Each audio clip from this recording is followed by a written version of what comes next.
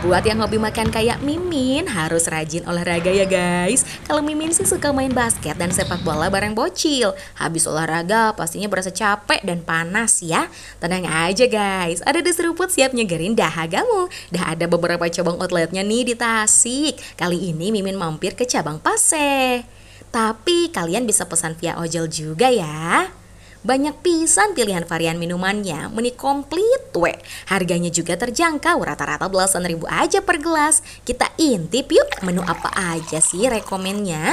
Ada taro cheese, wow, rasa taronya manis lembut dan creamy banget. Dipadukan cream cheese foam yang gurih-gurih jadi lebih mantep.